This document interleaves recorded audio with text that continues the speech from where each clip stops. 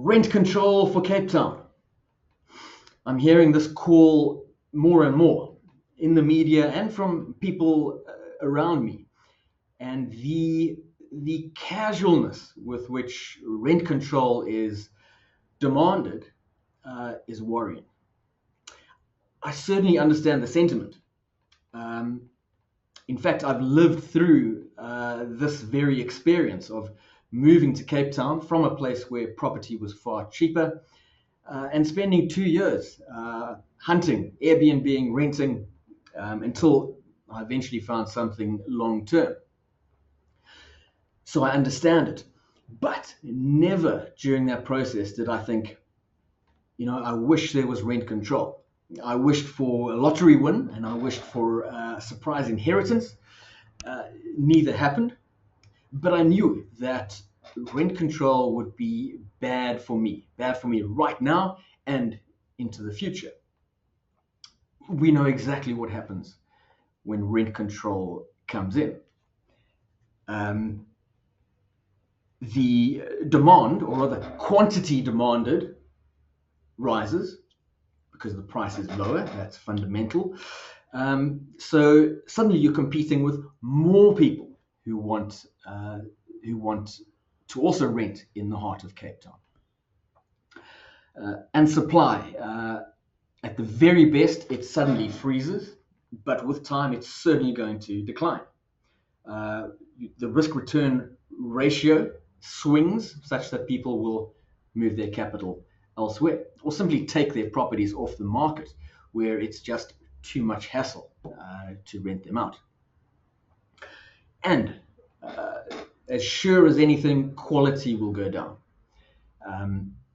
Tenants will be paying less and still demanding paint, maintenance, gardening, security, etc. But owners are no longer getting as much money. Quality declines. That's guaranteed. And we've seen this everywhere that rent control has happened. So I think the demand for rent control, well, it's understandable, is based on some fundamental misunderstandings. For starters, it's, I think, a fair knee-jerk reaction. I appreciate the sentiment, but if we think through a few things, it's based on some misconceptions. Perhaps one is the assumption that people who own property are powerful and those who rent property are not, and that there's some sort of societal duty to correct this. I think this is wrong. Of course, sometimes there are wealthy, powerful property owners, and there are people who are struggling away and are looking for something modest to rent.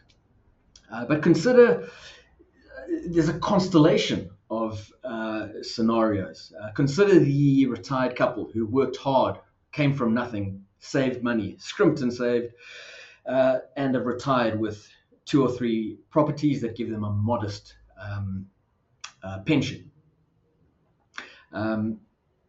They'd not be considered particularly powerful. Consider the youngsters who have just taken out a huge mortgage and own the property, but have mortgaged it and now need to work very hard for a long time and save to pay this thing off. The point is there are as many scenarios as there are properties. And it's not always the case that the landowner is rich and powerful. Consider also time. It's inherent in investing, necessary in fact, that markets have their time in the sun because they will have tough times. This is why we have portfolio theory.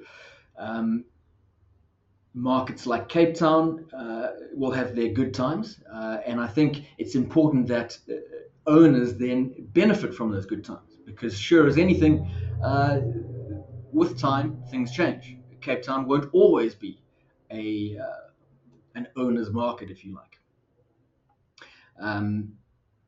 We would never denounce someone who bought a share that then did very well, because you take risk. and that share is not always going to do well.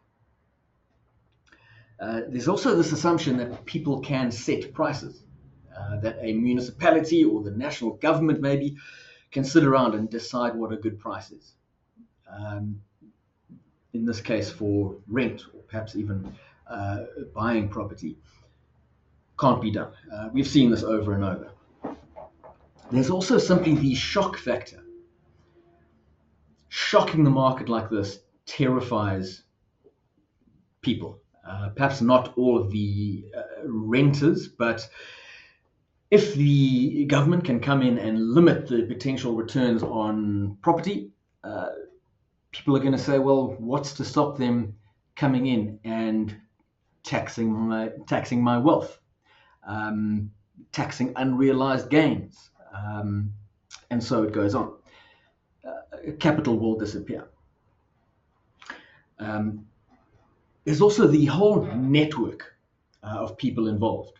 So limiting rental income or rental prices certainly would be harmful to owners, but keep in mind that rent goes to security guards, cleaners, gardeners, painting services, and so on. No economy can be considered in through a narrow lens. So, what should we do? The answer to me is very simple. Absolutely nothing. The market will do its thing. Prices are elevated. Property developers are likely to move in. And in fact, if you look across many parts of Cape Town, the popular spots, there are cranes up in the sky building new apartment blocks. When I go to Joburg now and then, I don't see that because the property market is dead. So supply is going up, prices are going to come down. Ceteris paribus, of course. That's the answer. People tend to dislike this, do nothing, but very often in economics, the answer is do nothing. The market will decide. And perhaps one closing comment is that I think people have an assumption that there's a right to live wherever we please.